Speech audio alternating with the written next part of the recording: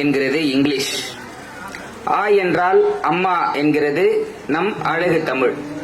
ஆப்பிளில் ஆரம்பிக்கிறது இங்கிலீஷ், அம்மாவில் ஆரம்பிக்கிறது தமிழ். தமிழுக்கு வணக்கம், அவைக்கு வணக்கம். நல்ல ஒரு பலத்த கைத்தல் கொடுக்கலாம். நல்ல கைத்தல் பார்ப்போம். முதல்ல அனைவருக்கும் கிறிஸ்துமஸ் நல்வாழ்த்துக்கள். சிறப்பான ஆண்டாக உங்க எல்லாருக்கும் இருக்க என்னுடைய மனமார வாழ்த்துக்களை தெரிவித்துக் கொள்கின்றேன். குணஸ்தான மேரி, நீங்க ரொம்ப அழகா இருக்கீங்க. அழகா இருக்காங்களா? நான் எனக்கு கல்யாணம் ஆயிடுச்சு, பயப்படாதீங்க. இது ஒரு 3 மாசம் முன்னாடி சொல்ற மாதிரி டவுட் உங்களுக்கு இருந்திருக்கலாம். இப்ப பயப்பட தேவையில்ல. நான் சொன்ன அழகு அப்படின்றது உங்க முக அழகு இல்ல, நீங்க முகத்திலையும் அழகுதான். ஆனா அதை தாண்டி நான் சொல்றது உங்க செயலால நீங்க ரொம்ப அழகா இருக்கீங்க. ஏன்னா அன்னை தெரசாவை பற்றி சொல்லுவாங்க. அன்னை தெரசா, நீ கருவுற்றிருந்தால் ஒரு குழந்தைக்கு மட்டும்தான் நீ தாயா இருப்பாய், ஆனால் நீ கருமையுற்றதால் 1000 குழந்தைக்கு தாயானாயின்னு சொல்லுவாங்க. இன்னைக்கு உங்க அனைவருக்குமே தாயாக விளங்கக்கூடிய குணஸ்தானம் மேரி. ஏன்னா ஐஸ்வர்யா ராயின் கவர்ச்சி புன்னகையை விட அன்னை தெரசாவின் கருணை புன்னகை மேலானதுன்னு சொல்லுவாங்க. நான் குணஸ்தானம் மேரிய அன்னை தெரசாவா நான் பாத்துக்கிட்டு இருக்கேன். ஆனா எங்களுக்கு உங்க எல்லாருடைய சார்பாக ஒரு வேண்டுகோள் என்ன அப்படின்னா, நீங்க கண்டிப்பா திருமணம் பண்ணிக்கணும். உங்களுடைய இந்த தொண்டை ஆதரிக்கக்கூடிய ஒரு நபரா பார்த்து நீங்க திருமணம் பண்ணிக்கணும்ன்ற ஒரு வாழ்த்தை திருப்பியும் பேசியிருக்கிறேன். ஆனா இப்படிப்பட்ட ஒரு இடத்திற்கு நான் வருவது இதுதான் எனக்கு முதல் முறை. இந்த வாய்ப்பை எனக்கு கொடுத்ததுக்காக அண்ணன் ஜெய் அவர்களுக்கு நான் இந்த நேரத்தில் பெரிய நன்றியை தெரிவிச்சுக்கிறேன். எனக்கு ரொம்ப சகோதரர் சொன்ன மாதிரி இங்க நிறைய மத குருமார்கள் வந்திருக்கீங்க, அவங்களுக்குலாம் முதல்ல வணக்கம். அதே போல அன்பு சகோதரர் சிவேகா வெங்கடேசன், அவருடைய சொன்ன மாதிரி ஸ்கூல்ல அவர் எனக்கு ஜூனியர். உண்மையிலேயே சொல்றேன், அவர் என்ன டிரான்ஸ்பர்மேஷனை சொன்னாருன்னா அப்போ இருந்தே மைக்கு பிடிப்பேன், எனக்கு தெரியாது. சகோதரர் உண்மையிலேயே பாத்தீங்கன்னா அப்ப எப்படின்னா இங்க விளையாட்டு நடந்தாலும் பார்த்தா சகோதரர் நிற்பார், அவர் பாட்டு விளையாண்டு இருப்பார். சரி, அவங்க அப்பா அரசியல்வாதி, ஒரு பெரிய அப்ப எம்பியோடைய மகன், அப்படிதான் இருப்பாரு அப்படின்னு நான் நினைச்சுக்கிட்டு இருந்தேன் உண்மையிலே சீரியஸா. ஆனா எப்ப இந்த டிரான்ஸ்பர்மேஷன் நடந்துச்சு எனக்கு தெரியல. இன்றைக்கு அவர் ஒரு மிகச்சிறந்த பேச்சாளர், மிகச்சிறந்த ஒரு ஆளுமைவாதியாக வளர்ந்து நிற்கிறார். நீங்க எல்லாருமே இப்ப ஏன் அவரை இன்னைக்கு தலைவராக கூப்பிடுறாங்க, ஏன் தலைமை அவரை கூப்பிடணும் அப்படின்னா, உண்மையிலே அவருடைய டிரான்ஸ்பர்மேஷன் மிக பெருசு. இன்னைக்கு உண்மையிலே பாருங்களேன், சின்ன சின்ன நிகழ்வுல கூட பாருங்களேன், தனக்கு போட்ட மாலைய தம்பி சிதம்பரத்துக்கு போட்டு அழக பார்த்தாரு. இந்த நிகழ்வையே நல்லா வழி நடத்திக்கிட்டு இருக்கிறாரு. அவர் சொன்ன மாதிரி நிறைய நலத்திட்டங்களை செய்து கொண்டிருக்கிறார். அதை தாண்டி அவங்க அப்பா அமைச்சர், ஆனா அமைச்சருடைய மகன்றது அவருடைய அடையாளம் கிடையாது. சிவேகா வெங்கடேசன் அப்படின்னா மிகச்சிறந்த பேச்சாளர், மிகச்சிறந்த ஆளுமைவாதி, மிகச்சிறந்த சமூக பற்றாளர் என்ற ஒரு மிகப்பெரிய அடையாளத்தை அவர் வாங்கியிருக்கிறார். இப்ப சமீபத்துல திமுக சார்பா ஒரு பேச்சு போட்டி நடந்துச்சு. அவருக்கு அது கலந்துக்கணும் அவசியமே கிடையாது, கலந்துகிட்டார். அதே தமிழகம் முழுவதுல முதலமைச்சரோட உத்தரவு என்னன்னா, மிகச்சிறந்த 100 இளம் பேச்சாளர்களை கழகத்திற்கு அர்ப்பணிப்பு செய்வது. அவர் அது கலந்துக்கணும்னு அவசியம் கிடையாது. விருத்தாச்சலத்திலே நடந்துச்சு.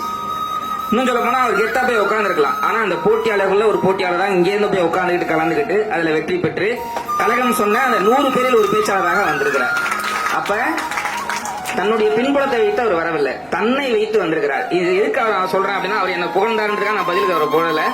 உண்மையிலே அவரை போல நம்ம எல்லாருமே மிகச்சிறந்த இடத்துக்கு தன்னை பயன்படுத்திக் கொண்டால் வரலாம். இன்னைக்கு நிறைய சமூக தொண்டு செய்து கொண்டிருக்கிறார். இப்ப சொன்ன மாதிரி அவர் சொன்னாரு, இங்க இருக்கிறதுல நான் தான் ஒண்ணும் பண்ணாம வந்திருக்கிறேன் அப்படின்னு. கடைசியா அப்படி சொல்லிட்டு கிறிஸ்துமஸ்க்கு உங்க எல்லாத்துக்கும் அறுசுவை விருந்துன்னு சொல்லிட்டு போயிட்டார். உண்மையிலே ஒண்ணும் பண்ணாம வந்திருக்க ஒரே ஆள் நான் மட்டும்தான் அப்படின்றதுதான் அது உண்மை. உண்மையிலே நான் நிகழ்ச்சி வரதுக்கு நிறைய கட்டா இதெல்லாம் போட்டிருந்தேன், ஒரு ரெக்வஸ்ட் எல்லாம் சொல்லியிருக்கிறேன். அதெல்லாம் அடுத்த கதை. எனக்கு உண்மையிலே இந்த நிகழ்ச்சியில எனக்கு ரொம்ப சந்தோஷமா இருக்கு. எனக்கு பெரிய குற்ற உணர்ச்சி என்னன்னா, குணஸ்தானி மாதிரி ஒரு பொண்ணு விருத்தாச்சலம் பக்கத்துல இருந்துகிட்டு அவங்க இப்படி நடத்தக்கூடிய ஒரு பள்ளியில இது வரைக்கும் நம்ம காலடி எடுத்து வைக்காம இருக்கிறோம் அப்படின்றது பெரிய குற்ற உணர்ச்சியா இருக்கு. உங்களுக்கு நடிகர் நெப்போலியன் தெரியும், அவருடைய மகன் சமீபத்துல தனுஷுக்கு திருமணம் ஆச்சு. அவருக்கு அமெரிக்கால தான் இருந்தார், ஃபாதர் கூட தெரிஞ்சுக்கலாம், தசை சீதை நோய் அவருக்கு. அந்த பையன் பாத்தீங்கன்னா தனுஷ்க்கு எந்த விதமான செயல்களுமே செய்ய முடியாது, சேர்ல தான் உட்கார்ந்துருக்க முடியும். ஆனா அவங்க அப்பா நெப்போலியன் என்ன பண்ணாரு, தன்னுடைய அரசியல் வாழ்க்கையே தியாகம் செய்துவிட்டு அமெரிக்காவுக்கு போயிட்டு அந்த பையனுக்காகவே தன்னுடைய வீட்டை ரொம்ப கஸ்டமைஸா ரெடி பண்ணி அதெல்லாம் தாண்டி இன்னைக்கு உலகம் அவ்வளவு விமர்சனங்கள் சொன்னா தான் பையனுக்கு திருமணம் செய்து வைத்தார். ஆனா நெப்போலியன் செய்தது வேறு, இன்றைக்கு குணஸ்தான மேரி செய்து கொண்டிருப்பது வேறு. அப்படின்னா நெப்போலியனை விட ஒரு படி நான் குணஸ்தான மேரியை நான் உயர்த்தியா பார்க்க வேண்டிய கடமையில் எடுக்கிறேன். எனக்கு ரொம்ப சந்தோஷமா இருக்கு. நீங்க எல்லாருமே உங்களை என்ன சொல்றாங்கன்னா, மன உளர்ச்சி மற்றும் உடல் வளர்ச்சி குறைபாடுகள் உங்களை சொல்றாங்க. உண்மையிலேயே மனிதர்கள் எத்தனை பேர் அதை தாண்டி இருக்கிறாங்க, நல்லா இருக்கிறவங்களே. சகோதரர் கேட்டார், எல்லாம் எப்படி இருக்கீங்க, அது என்ன சொன்னீங்க, எப்படி இருக்கீங்க கேட்டதுக்கு நல்லா இருக்கிறோம். நீங்க நல்லா இருக்க கொண்டு போய் கேளுங்க எப்படி இருக்கீங்கன்னு. ஏதோ உங்க புண்ணியத்துல இருக்கிறனோ, என் புண்ணியத்துல நானே நல்லா இல்ல, நீ ஏன்டா நல்லா இருக்கணும் அப்படின்ற மாதிரி இருக்கும். எல்லாமே குண்டக மண்டக தான் இருக்கும். டிரான்ஸ்ஃபார்ம் கம்பத்தில் எழுதி போட்டிருப்பான், தொடாதே மின்சாரம் 10,000 வாட்ஸ், தொட்டால் மரணம் நிச்சயம். அதோட முடிச்சா பரவாயில்லைங்க, அது கீழே எழுதி போடுவான், மீறி தொட்டால் காவல்துறையால் தண்டிக்கப்படுவீர்கள். அவன் தான் தொட்டவனே செத்துருவானே, அப்படி எப்படி நீ தண்டிப்ப? பாருங்க, அவங்க தான் உண்மையிலே வளர்ச்சி குறைபாடு விடுவாங்க. உங்களை சொல்றாங்க, உண்மையிலே தம்பி சிதம்பரமா நீங்க அந்த போட்ட மாலையை கைட்டாமே இருக்கிறாரு பாருங்க, அதுதாங்க ஒரு ஆளுமை திறன். தன்னை யாருன்னு காட்டிக்கிறது. பாப்பா ரொம்ப அழகா ஆடுனீங்க, அந்த 2 பேர் டான்ஸ் ஆடும்போது ரொம்ப அழகா ஆடுனீங்க. உங்களை விட குணஸ்தான மாதிரி இன்னும் அழகா ஆடினாங்க. ரொம்ப அழகு இந்த நிகழ்ச்சி, எனக்கு ரொம்ப அழகு. உங்களெல்லாம் பார்க்கும்போது ரொம்ப சந்தோஷமா இருக்கு. எல்லாம் குழந்தை போல சிரிச்சிட்டு இருக்கீங்க, வயசானவங்களாகட்டும் குழந்தைகளாகட்டும். ஏன்னா 3 குழந்தை பேசிட்டு இருந்துச்சா. முதல் குழந்தை சொல்லிச்சு, எங்க அப்பா மட்டும் 2 கையில தள்ளனா பஸ் ஓடிய போயிடும். முதல் குழந்தை சொல்லிச்சு. 2வது குழந்தை சொல்லிச்சு, உங்க அப்பா 2 கையில தள்ளினா பஸ் ஓடும், எங்க அப்பா எல்லாம் 1 கையில தள்ளனா போதும் பஸ் ஓடிய போயிடுச்சா. இப்ப 3வது குழந்தை சொல்லிச்சு, உங்க அப்பா 2 கையில தள்ளனா பஸ் ஓடும், உங்க அப்பா 1 கையில தள்ளனா பஸ் ஓடும், எங்க அப்பா எல்லாம் அப்படின்னு ஊதுனா போதும் பஸ் ஓடிய போயிடுச்சான். இந்த 2 குழந்தைக்கும் ஆச்சரியம், உங்க அப்பா என்ன பெரிய பயில்வானான்னு கேட்டுச்சான். 3வது குழந்தை சொல்லிச்சு, இல்ல எங்க அப்பா பஸ் கண்டக்டர் அப்படின்னுச்சான். பஸ் கண்டக்டர் கூட சூப்பர் ஹீரோவா ஆக்கினா அந்த குழந்தைங்க. அது போலதான் நீங்க எல்லாருமே. உண்மையிலே இந்த புனித ஜோசப் உடல் வளர்ச்சி மேம்பாட்டு அறக்கட்டளை இது 1ஆம் ஆண்டு விழா. ஒரு 8 மாதத்திற்கு முன்பு தான் தொடக்க விழா நடந்துச்சுன்னு நினைக்கிறேன். ரிக்மோ சேனல்ல தான் நானுமே பார்த்தா. அப்ப எனக்கு நீங்க யாரும் தெரியாது, நேற்று வரைக்கும் நீங்க கூப்பிட்டது நீங்க தானே எனக்கு தெரியாது. இப்ப இன்னைக்கு காலையில தான் உங்களுடைய அமைப்பை யூடியூப்ல அடிச்சு செக் பண்ணி பார்த்தேன். அப்ப அண்ணனுடைய வீடியோ 8 மாசம் முன்னாடி வந்தது பார்த்தா நான் அப்பயே அதை பார்த்திருக்கேன். எனக்கு ரொம்ப பெருமையா இருக்கு இந்த நிகழ்ச்சியில வந்து கலந்துகிட்டதுக்கு. ஏன்னா இன்றைக்கு இது போன்ற விஷயங்கள் இப்ப ஏன் எனக்கு ரொம்ப இன்னும் சந்தோஷம் என்ன தெரியுமா, நம்ம ஜெய் அண்ணன் எடுக்கக்கூடிய வீடியோ வந்து விருத்தாச்சலம் முழுக்க நல்லா ரீச் ஆயிடும். இதை பார்த்தாவது இங்க மக்கள் ஒரு 4 பேர் வராங்க அப்படின்னா அதுதான் அந்த நிகழ்ச்சிக்கான இதுவே. எதுக்கு எங்களை கூப்பிட்டு நடத்தணும்? இந்த இப்ப சகோதரட்டியோ இல்ல எங்கிட்டயோ இல்ல யார்ட்டையோ ஒருத்திட்ட பணம் கேட்டீங்கன்னா கொடுத்துருவோம், நீங்க வச்சு கொடுத்துக்கலாம். ஆனா ஏன் எங்களை கூப்பிட்டு நடத்துறீங்க? ஏன்னா இந்த நிகழ்வு மற்ற ஊர்களும் மக்களுக்கும் போய் சேரணும். இது போன்ற ஒரு அமைப்பு இருக்குன்னு தெரிஞ்சுக்கிட்டு எவ்வளவு பிறந்தநாள் விழா, எவ்வளவு விழாக்கள் கொண்டாடிக்கிட்டு இருக்கோம், எவ்வளவு தேவையில்லாம செலவு பண்ணிக்கிட்டு இருக்காங்க. அது போன்ற நபர்கள் இது போன்ற விழாவுக்கு வந்து இந்த அறக்கட்டளைக்கு உதவணும் அப்படின்றதுதான் எனக்கு பெரிய ஒரு சந்தோஷத்துக்குரிய விஷயம் நடக்கணும். ஏன்னா வெள்ளக்காரன் காந்தி கேட்டாராம், வெள்ளக்காரன் காந்தி கிட்ட கேட்டான், உங்க நாட்டுல தான் எல்லா வளத்தையுமே கொள்ளையடிச்சிட்டோமே, மிச்சம் இருக்க சுதந்திரத்தை வச்சு என்ன பண்றதுன்னு.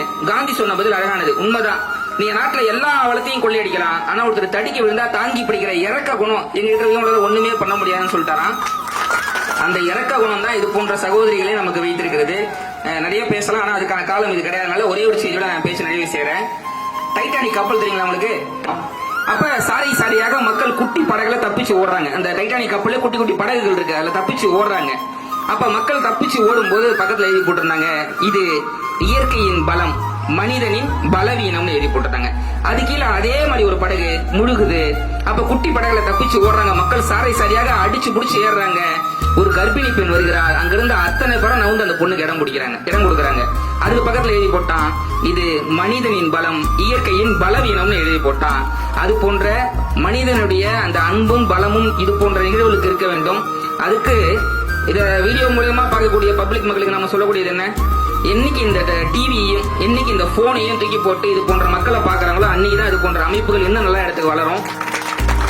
ஏன்னா இது ரெண்டும் வந்து நாட்டை எப்படி கெடுக்க முடியுமோ அவ்வளவு கெடுத்துருக்குது. அப்படின்ற போது இதெல்லாம் ஓரம் கட்டிட்டு தொலைக்காட்சியை பார்க்காம பக்கத்து வீட்டு காமாட்சி கூட பேசக்கூடிய காலமும் இது போன்ற அமைப்புகள்ல வந்து அது போன்ற குணஸ்தான மேரி மாதிரி ஒரு பொண்ணு இதை எடுத்து நடத்தும் போது அவங்க குடும்பத்தாரும் இது போன்ற நபர்கள் மட்டும் இல்லாம இந்த ஊரே ஒன்று சேர்த்தா இன்னைக்கு எத்தனை பேர் இருக்கிறாங்க? 25 இருக்கிறாங்க. இவங்களால நல்ல எல்லாருமே ஒற்றுமை கொடுத்தா 2500 பேரை கூட இவங்களால பாத்துக்க முடியும். அப்படின்ற போது முதல்ல இந்த நிகழ்வுக்கு வந்திருந்த அத்தனை பேரும், எங்க அண்ணன் தாமரை அண்ணெல்லாம் முன்னாடியே தெரியும், சிறந்த பேச்சாளர். அந்த மாதிரி சகோதரர்கள், மதகுருமார்கள், ஊராட்சி மன்ற தலைவர்கள், அவங்களுடைய மகன், இப்படி எல்லாருமே சேர்ந்து அதை தாண்டி பொதுமக்கள், அவங்க குடும்பத்தார், உங்க அத்தனை பேர்களுடைய பெரிய மனமார்ந்த வாழ்த்துக்கள். நிச்சயமா ஊர் கூடி தேர் இருப்போம்னு சொல்லுவாங்க. இது முதல் ஆண்டு தானே, இது 1ஆம் ஆண்டு தான். கண்டிப்பா ஒவ்வொரு ஆண்டுகளும் இந்த புனித ஜோசப் உடல் வளர்ச்சி மேம்பாட்டு அறக்கட்டளை மிகப்பெரிய வளர்ச்சியை பெறும் என்பதில் மாற்று கருத்தே கிடையாது. அதுக்கு நம்ம எல்லாரும் நம்முடைய ஒத்துழைப்பு கொடுப்போம் என்று தெரிவித்துக் கொண்டு மீண்டும் உங்கள் அனைவருக்கும் கிறிஸ்துமஸ் நல்வாழ்த்துக்கள். வாய்ப்புக்கு நன்றி, வணக்கம்.